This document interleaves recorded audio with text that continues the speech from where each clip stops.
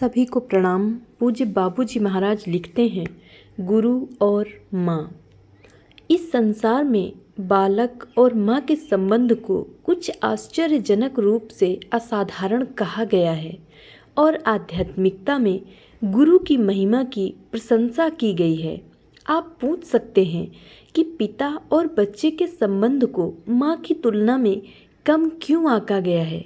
उत्तर स्पष्ट है। हर कोई जानता है कि बालक अपनी माता के गर्भ में विकास पाता है और जब तक वह पूरा नहीं हो जाता बालक वहीं रहता है। कितनी तकलीफ़ों और तीव्र प्रत्याशा के बाद माँ अपने बालक का मुंह देख पाती है। बालक की नींव जो माता के गर्भ में रखी जा चुकी है, उसका आगे विकास करना अब पिता का कार्य होता है।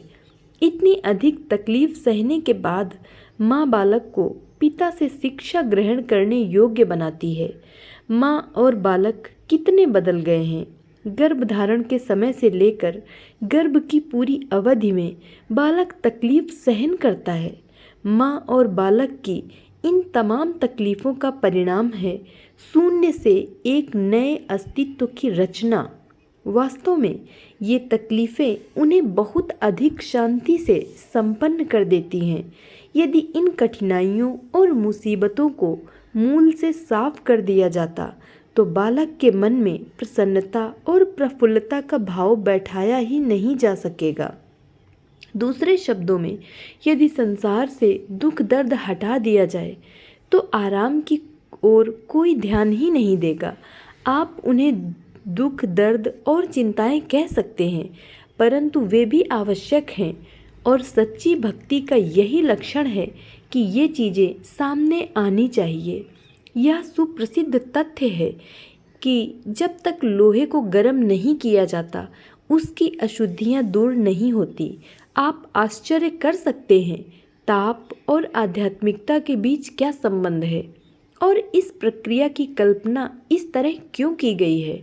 संक्षेप में उत्तर यह है कि यदि गतिविधियों में स्पंदन उत्पन्न नहीं हुए होते तो संसार ही अस्तित्व में नहीं आता।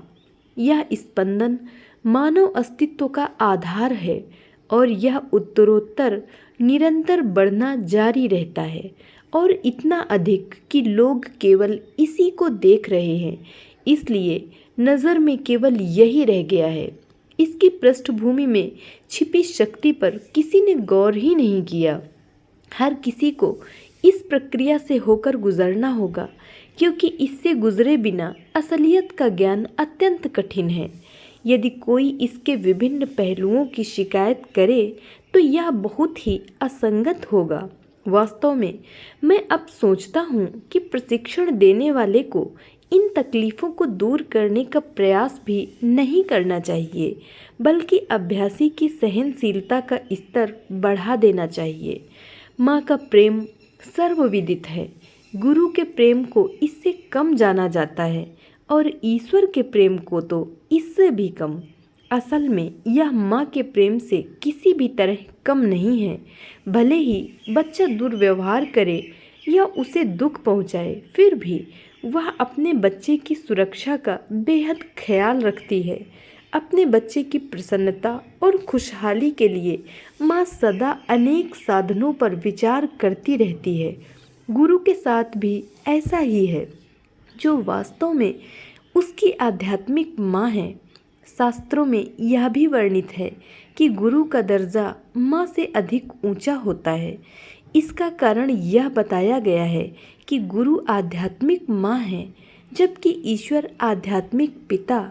गुरु सदा यही चाहता है कि उसका आध्यात्मिक बालक दिन दूनी रात चौगनी उन्नति करे, जिसके परिणाम स्वरूप ईश्वर बच्चे की परवरिश पर ध्यान देने को प्रेरित होता है। क्योंकि आध्यात्मिक माँ बच्चे का इतना ख्याल रखती है। इस संसार में बालक के प्रति माँ के प्रेम से अधिक प्रेम का कोई और उदाहरण नहीं है। आप पूछ सकते हैं, माँ की तुलना गुरु से कैसे की जा सकती है। जिस प्रकार माँ बालक को एक निश्चित अवधि तक अपने गर्भ में धारण करती है, गुरु भी हमारे लिए वैसा ही करते हैं। आपको उसके स्मरण के दायरे में लाया जाता है, उसकी शक्ति से पोषण किया जाता है और आपका विकास उसकी विचारधारा में होता है।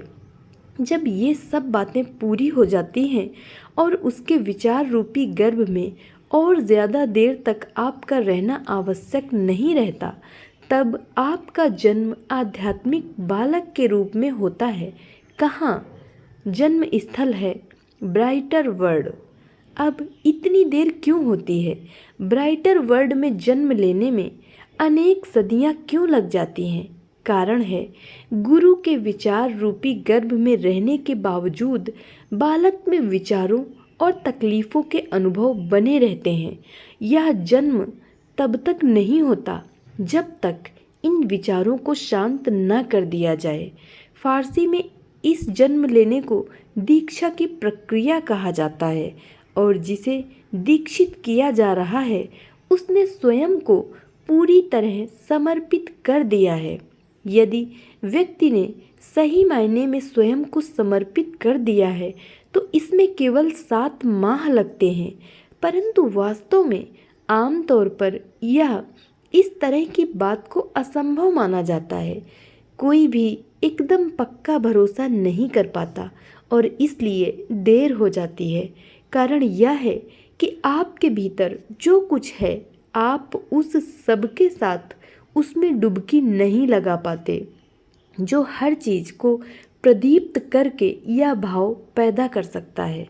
आपके मन में यह प्रश्न उठ सकता है, बालक या शिष्य के अंदर गुरु प्रवेश क्यों नहीं करता? सच कहा जाए तो कमी आपकी ही है, आप खुद ही उसे ऐसा नहीं करने देते। दूसरे शब्दों में आप स्वयं में वह आकर्षण और भक्ति पैदा नहीं कर पाते जो उसे आपके भीतर प्रवेश करने के लिए मजबूर कर दे। एक और प्रश्न भी उठ सकता है, क्या वह केवल एक के अंदर है अथवा अनेक के? उत्तर है कि अधिकारी एक है, परंतु वह हर एक में अभिव्यक्त होता है और हर कोई उसकी उपस्थिति की अलग अलग ढंग से अनुभूति करता है। यह प्रकृति का कार्य है, वह निश्चित रूप से हर किसी में उपस्थित है ताकि प्रकृति का उद्देश्य पूरा हो।